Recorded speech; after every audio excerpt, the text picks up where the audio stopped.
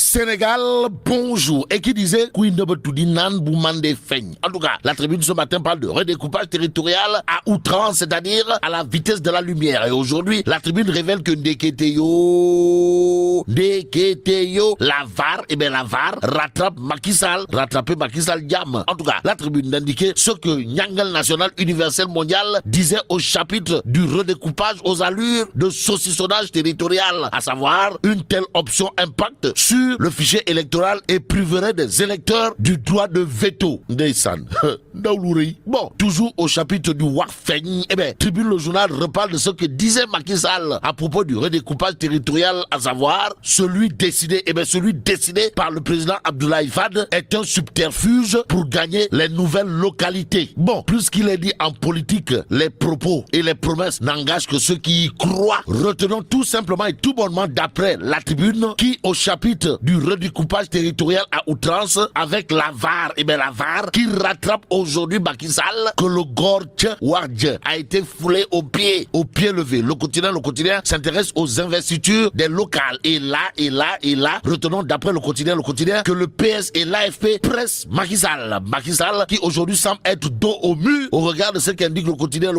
Le journal d'ajouter par exemple que les socialistes lorgnent la mairie de Dakar, la capitale. L'autre information capitale de chez Capital nous vient du parti de Tafa le progressiste, où l'enfant de Keur Madiabel qui n'a jamais fait et jamais pensé à faire l'école buissonnière, encore moins redoubler une classe. En tout cas, le quotidien nous renseigne que l'AFP, l'AFP veut plus d'élus. Et pour comprendre que le parti de Tafa le progressiste entend se faire respecter, il suffit de lire l'évidence quotidien. Le quotidien, l'évidence d'indiquer élection locale, l'AFP, l'AFP décline son agenda. De quoi s'agit-il exactement?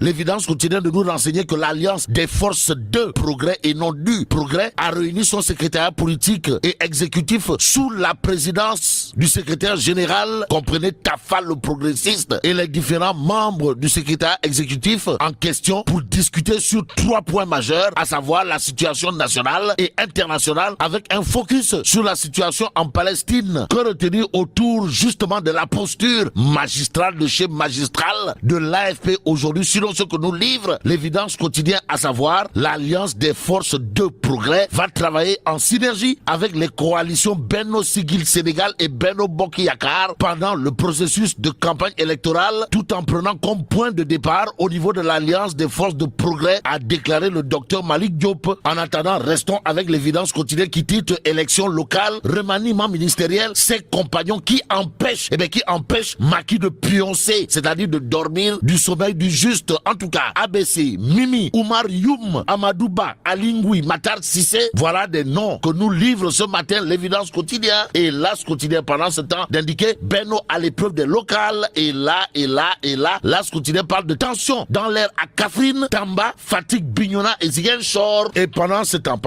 Sud Quotidien parle d'élections locales du 23 janvier 2022. En tout cas, l'opposition aux testeurs du Benno, voilà ce que titre Sud Quotidien ce matin. Ce matin, le Témoin quotidien s'intéresse à la mairie de Dakar. En tout cas, Barthélémy Diaz, un leurre pour Khalifa Sall. Voilà le titre qui barre la une du Témoin quotidien. Le journal de renseigner d'après ses consultants maison, en l'occurrence Bakary Domingo Mané alias BDM, Mamadou Si Albert alias Catus et le professeur Moussa Diaw de l'UGB qui considère à plus d'un titre que Barthélémy Diaz ne serait que le candidat de substitution de Khalifa Ababakar Sall pour le cas où, pour ne pas dire en cas de, mais le cas qui intéresse 24 heures quotidien gravite autour de Macky Sonko Idi. Et là, il conviendrait de lire à la une de 24 heures quotidien la menace de l'indésirable. Le président de Benno Bokk Yakaar en pleine campagne de réaction. Sonko refuse d'être ce boulet à enfoncer dans la fosse, tandis que Ndamal Kadior, ancien spermatozoïde futur cadavre, est en mode relifting. En attendant, intéressons-nous à Source A qui parle d'installation à Rufisque d'un 6e four pour la Socosim. Et là,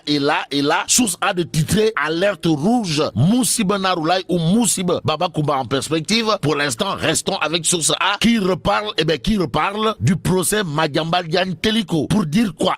Pour nous dire, à cause du nombre d'avocats constitués, le procès de Téliko contre Madiambal Diagne a été renvoyé. Renvoyé au nom de qui ou de quoi? En tout cas, le quotidien indiquait procès Madiambal Diagne Téliko, renvoi ferme, ferme au 3 juin prochain. Ça veut dire quoi? Ça veut tout simplement et tout bonnement dire d'après le quotidien, que le conseil de Madiambal Diagne, en l'occurrence Maître Baboucarr Cissé, va peut-être prendre quelqu'un par les pieds. Et c'est au pied levé que la tribune s'intéresse ce matin à ce qu'on peut qualifier de crapule. Il s'agit de quoi? D'une agression à Grand Yoff. En tout cas, la tribune d'indiquer qu'il est question d'une Congolaise de 28 ans mortellement poignardée et l'agression saisie par la foule. Et plus que la foule est folle. Retenons ce que révèle l'observateur L'Obs, à savoir Grand Yoff, le film atroce du meurtre de l'étudiante congolaise, les 3 entailles sous la lobe temporale à coups de tesson de bouteille et la grave blessure au sein droit. Ce qui nous permet de terminer avec Libération ce matin. Le journal effectue des révélations sur le meurtre de Lotali Mollet aux HLM Grand Yoff.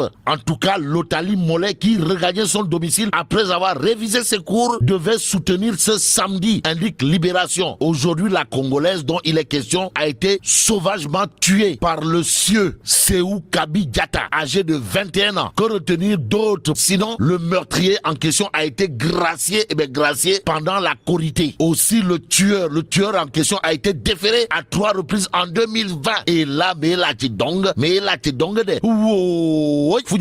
Bon, vive le Sénégal.